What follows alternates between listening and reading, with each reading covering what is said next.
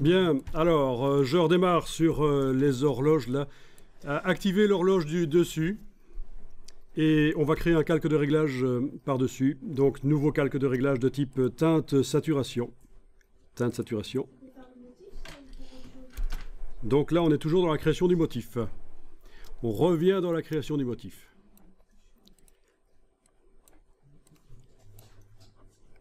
Donc calque de réglage de type teinte saturation qui a été mis au-dessus du calque de l'horloge du dessus.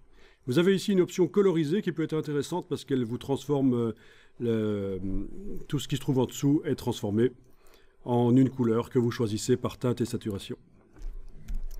Voilà encore une manière d'obtenir des images. Tiens, j'aurais pu en parler tout à l'heure aussi, de cette manière-là.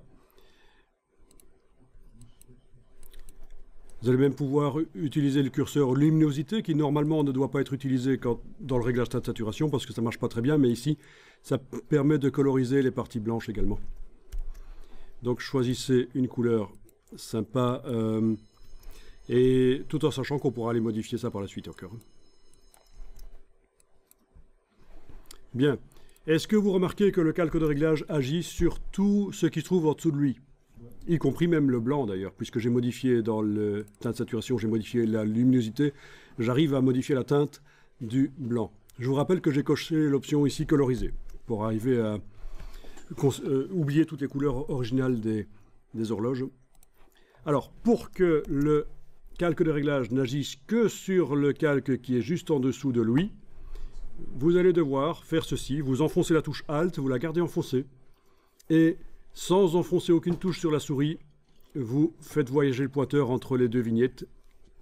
Quand vous avez cette icône spéciale, vous cliquez sans bouger la souris. Et voilà. Vous avez donc fait un écrêtage de calque. Vous avez le calque de réglage qui n'agit que sur l'horloge qui est là, comme on peut le voir. Il n'y a que celle-là qui est modifiée. Alors, on va dupliquer le calque de réglage pour le mettre sur les autres horloges. Donc il suffit avec la touche Alt de déplacer le calque au-dessus de l'autre horloge ici. Vous voyez qu'il y a une ligne noire qui indique là où ça va s'insérer. Voilà. Et là vous avez le calque de réglage que vous pouvez faire agir uniquement sur l'horloge qui est là, avec la touche Alt entre les deux vignettes, comme ça aussi. Mais alors le but évidemment est de faire en sorte que l'horloge ait une couleur différente. Donc je vais double-cliquer ici pour faire apparaître le panneau propriété et aller modifier un peu la couleur quand même. Voilà. Bien, bien, bien. Même opération pour ceux qui loupaient ce que je viens de faire. Ça va être la même opération pour la troisième horloge. Avec la touche Alt, je prends la vignette, je la déplace juste au-dessus de la troisième horloge, là. Touche Alt, je clique quand je vois la petite icône. Double-clic sur la partie gauche du calque de réglage. Donc cette partie-là. Parfois les icônes changent d'aspect. Hein. Vous inquiétez pas, ça dépend du système d'exploitation et de la taille des vignettes. Et vous choisissez une couleur pour cette troisième horloge. Voilà. On pourra modifier ça par la suite sans problème. N'oubliez pas d'enregistrer au format Photoshop votre travail, de préférence en changeant régulièrement le nom, au cas où vous foirez un travail, vous aurez toujours la version d'avant.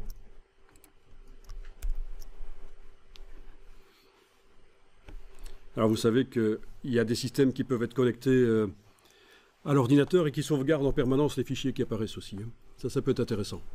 Pour être certain de ne rien perdre, vous avez Time Machine sur les Mac, vous avez Acronis True Image sur les PC. En permanence, ça enregistre les nouveaux fichiers qui apparaissent sur le disque dur et ça garde même les anciennes versions. Vous avez aussi en ligne des brawls de ce genre-là. Voilà. C'est-à-dire, c'est le Google Drive en fait. Moi j'ai un Google Drive qui enregistre tout ce qui apparaît sur le disque dur. Enfin là je l'ai désactivé parce que ça bouffe quand même de la bande passante. Donc il faut vraiment trouver des solutions pour ne rien perdre et pour pouvoir récupérer d'anciennes versions.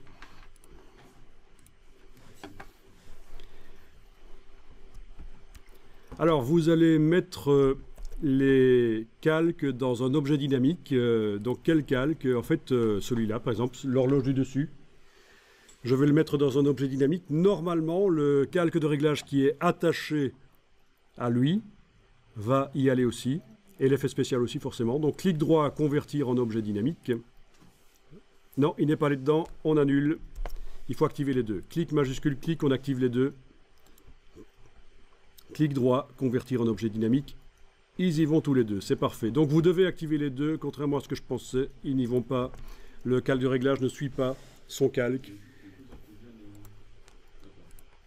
Donc clic, majuscule, clic. Vous devez obtenir finalement 3 objets dynamiques qui contiennent les horloges et leur calque de réglage.